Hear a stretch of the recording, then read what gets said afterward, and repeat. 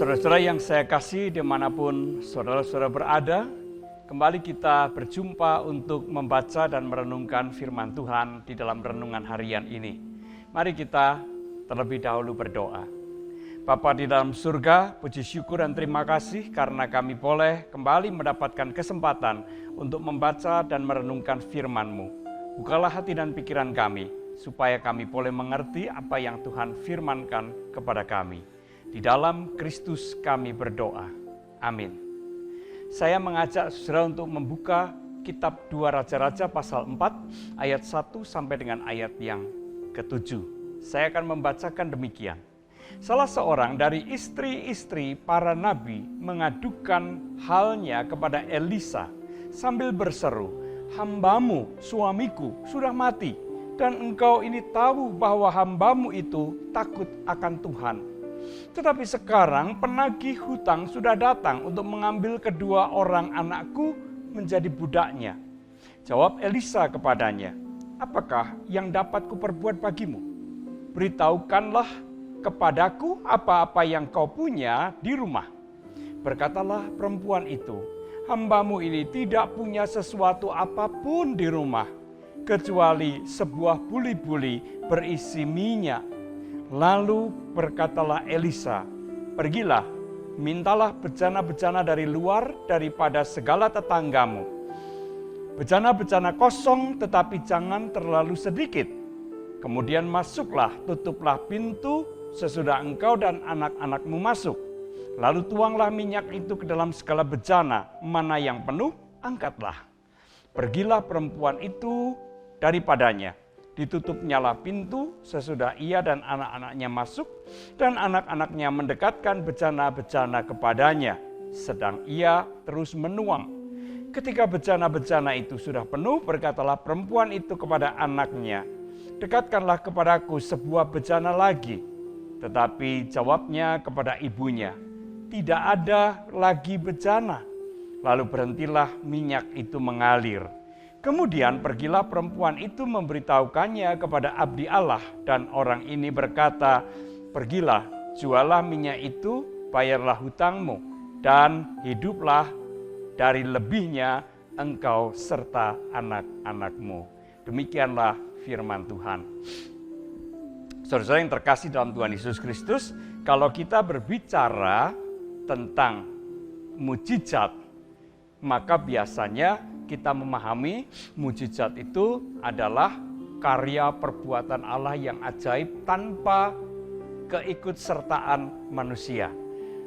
Pure, murni dari Allah. Manusia hanya tinggal menerima saja. Saya yang terkasih dalam Tuhan Yesus Kristus, benarkah pemahaman semacam itu? Silahkan cari dan baca seluruh kesaksian Alkitab yang berbicara tentang mujizat. Apakah pemahaman kita sesuai dengan apa yang dinyatakan di dalam Alkitab kita? Menurut saya pemahaman kita tadi tidak sepenuhnya benar, tidak sepenuhnya sesuai dengan apa yang disaksikan di dalam Alkitab. Benar, mujizat atau hal yang ajaib itu adalah karya Allah, tetapi karya Allah ini tidak pernah mengabaikan keikutsertaan manusia. Ada respons, ada tanggung jawab dari manusia. Jadi mujizat itu sebenarnya adalah perjumpaan antara karya Allah dengan respons manusia. Maka terjadilah mujizat itu. Itulah inti dari semua kesaksian Alkitab tentang mujizat, tentang perbuatan-perbuatan Allah yang ajaib. Nah, salah satunya adalah kisah yang kita baca tadi tentang janda dengan Nabi Elisa. Janda ini adalah mantan istri dari nabi-nabi yang hidupnya berkarya untuk menyatakan firman dan kehendak Allah. Nah, ketika sang suami meninggal, maka janda ini mulai harus menjalani atau menghidupi kehidupannya sendiri dan anak-anaknya. Pada masa itu, umumnya janda itu adalah orang-orang yang miskin. Karena nabi biasanya tidak punya peninggalan apapun. ia mengabdikan seluruh hidupnya untuk melakukan dan menyatakan kehendak Allah. Dan ketika ia mati, ia meninggalkan istri dan anak atau anak-anak, biasanya dalam keadaan yang sangat miskin. Nah, janda-janda ini sudah terbelit hutang, ya. Ada salah seorang janda yang terbelit hutang dan penagih hutang akan datang untuk mengambil kedua orang anaknya untuk dijadikan budak sebagai pembayar hutang. Maka kemudian janda ini datang mengadukan nasibnya kepada Elisa. Saudara yang terkasih dalam Tuhan Yesus Kristus, apakah Allah tidak peduli pada mereka? Ternyata tidak. Allah sungguh peduli dan Allah memakai Elisa untuk menolong janda ini. Apa yang dilakukan oleh Elisa? Yang sangat menarik, pertama-tama Elisa bertanya, apa yang kamu punya di rumah? Sang janda mengatakan, aku tidak punya apa-apa kecuali hanya sebuah buli atau sebuah buli-buli. Buli-buli itu mungkin guci kecil ya, yang berisi minyak. Berapa banyak minyak yang ada di dalam buli-buli kita tidak tahu, mungkin cuma sekitar setengah liter. Dan sudah barang tentu barang itu tidak cukup nilainya, tidak cukup berharga untuk bisa atau untuk dipakai melunasi hutang-hutangnya.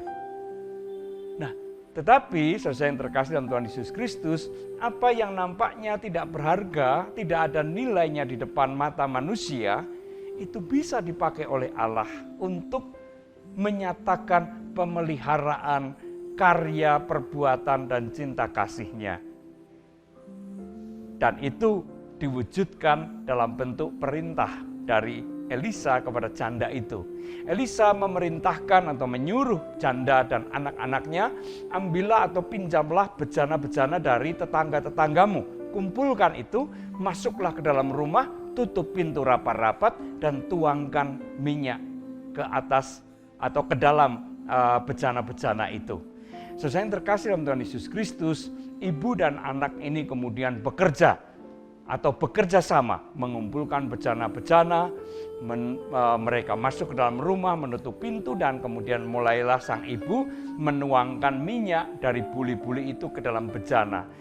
Sesuatu yang ajaib terjadi, minyak itu tidak habis, tidak pernah habis, terus mengalir. Sampai akhirnya ketika setiap kali bejana itu sudah penuh digeser, kemudian anaknya menyodorkan bejana yang baru sampai dengan bejana yang terakhir sudah penuh dan berhentilah minyak itu mengalir keluar dari buli-buli itu. Sang ibu atau sang janda ini kemudian melaporkan kejadian ajaib itu kepada Elisa, dan Elisa mengatakan, sekarang jualah minyak itu, bayarlah hutangmu, dan sisanya pakailah untuk hidup engkau dan anak-anakmu. Saudara yang terkasih dalam Tuhan Yesus Kristus, keajaiban terjadi yang mengubah dan menolong si janda itu dari segala kesulitannya. Ada 3 hal yang menarik yang perlu kita renungkan bersama. Yang pertama, saudara, bahwa Allah tidak memandang rendah segala apa yang kita miliki. Apa yang ada pada diri kita, apa yang ada dalam hidup kita, janganlah kita pandang sebelah mata, karena Allah sungguh dapat berkarya melalui segala sesuatu yang ada di dalam kehidupan kita, di dalam diri kita.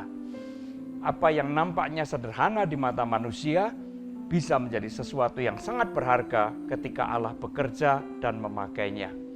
Saudara yang terkasih dalam Tuhan Yesus Kristus, cobalah, tengoklah, jikalau kita sedang berada dalam kesulitan, dalam pergumulan, apa yang kita miliki. Dan biarlah Allah bekerja di dalam dan melalui semuanya itu. Hal yang kedua, saudara yang saya kasihi, mujizat terjadi ketika manusia merespons karya Allah. Dalam kisah yang kita baca tadi, si ibu dan anak-anak bekerja sama.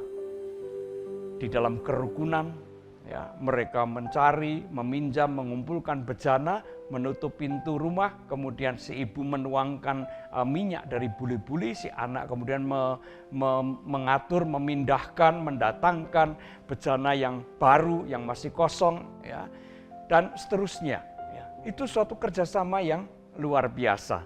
Dalam kesulitan, dalam tantangan, dalam menghadapi pergumulan, berapa banyak keluarga-keluarga yang kemudian terpecah-pecah, ya, saling menyalahkan satu dengan yang lain, saling menuntut tanggung jawab satu kepada yang lain.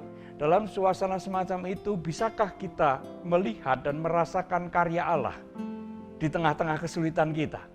Saya yakin tidak mungkin kita melihat karya Allah. Tetapi sebaliknya, jikalau setiap anggota keluarga bersatu padu di dalam kerukunan, saling mendukung, saling menopang, saling menguatkan, untuk mari kita hadapi bersama-sama setiap kesulitan dan setiap pergumulan itu dengan pertolongan dari Allah. Pastilah kita bisa melampaui semuanya itu. Karya Allah direspons oleh manusia, maka terjadilah mujizat. Sesuatu yang tidak kita duga akan terjadi, akan muncul, dan akan kita alami. Itu hal yang kedua. Hal yang ketiga, saudara yang saya kasihi, pertolongan Tuhan itu pasti dimaksudkan supaya kita semakin bertanggung jawab di dalam kehidupan kita. Seperti janda dan anak-anaknya ini. Ketika si janda melaporkan apa yang dialami kepada Nabi Elisa, Elisa mengatakan sekarang minyak itu harus dijual dan pakailah hasil penjualan itu untuk bayar hutangmu. Ya, jangan bersembunyi di balik kemiskinanmu untuk tidak mau membayar hutang. Engkau sudah ditolong oleh Allah, maka sekarang bayarlah hutangmu dan sisanya pakailah untuk hidup dengan anak-anakmu. Itulah hidup yang bertanggung jawab. Pertolongan dari Allah harus memampukan kita untuk semakin bertanggung jawab atas kehidupan kita. Mari, saudara yang saya kasihi, ada banyak keajaiban yang terjadi dalam kehidupan kita.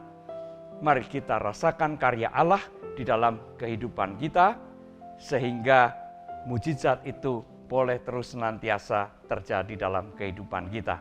Tuhan memberkati kita semua. Amin. Mari kita berdoa.